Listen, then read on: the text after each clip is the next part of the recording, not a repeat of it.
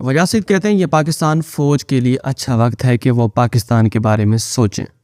شیخ رشید کہتے ہیں مفتی محمود زندہ ہوتے تو دیکھتے کہ ان کا بیٹا فضل الرحمان بھی نواز اور زرداری کی طرح گالی بن چکا ہے۔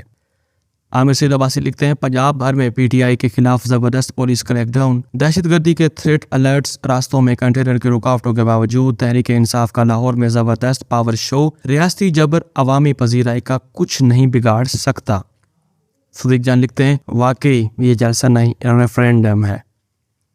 ہارون رشید لکھتے ہیں رات کے 12 بجے سوشل میڈیا کے صرف ایک چینل پر 2 لاکھ ناظرین پی ٹی آئی کا جلسہ دیکھ رہے ہیں، وہ جو تیاری کے بغیر ہوا۔ کیا نون لیگ مہینوں کی کاوشوں کے بعد بھی ایسے ہجوم کا جلوہ کر سکتی ہے؟ کراچی، ملتان اور پشاور میں ایسا ایک مظاہرہ اور پی ڈی ایم کی تدفین مکمل۔ جنید سلیم لکھتے ہیں ذرا ٹھنڈے دل سے سوچنا ضرور، کیا ملا سینکڑوں کنٹینر لگا کر، پنجاب بھر میں بہنے مانے گرفتاریاں کر کے کیا ملا؟ کامران خان لکھتے ہیں لاہور میں اس وقت مینار پاکستان پر عمران خان تم مست قلندر کا ناقابل سماع ہے۔ تمام رکاوٹیں عبور کرتے ہوئے لاکھوں مرد، خواتین، بچے، بوڑھے مینار پاکستان میں جمع ہیں۔ آدھی رات گزر رہی ہے، عمران خان ابھی پہنچا نہیں، لیکن عوام کا جذبہ دیدنی ہے۔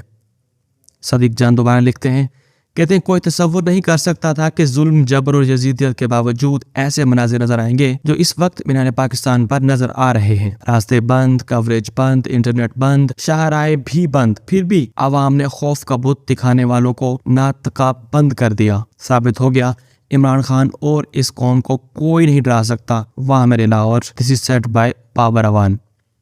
ارشاد بھٹی لکھتے ہیں لاہور میں ہوں، مینار پاکستان پر تو جو ہوا سو ہوا، مگر مینار پاکستان کی طرف جانے والے راستوں پر جگہ جگہ کنٹینرز، جگہ جگہ رکاوٹیں، جگہ جگہ پولیس ناکے اور اوپر سے چھاپے اور گرفتاریاں۔ سوچ رہا ہوں ایک جلسہ، اتنی گھبراہٹ، اتنی بوکھلاہٹ۔ پی ڈی ایم والوں یاد رہیں جو آج کرو گے وہی کل بھگتنا بھی پڑے گا۔ اللہ حافظ۔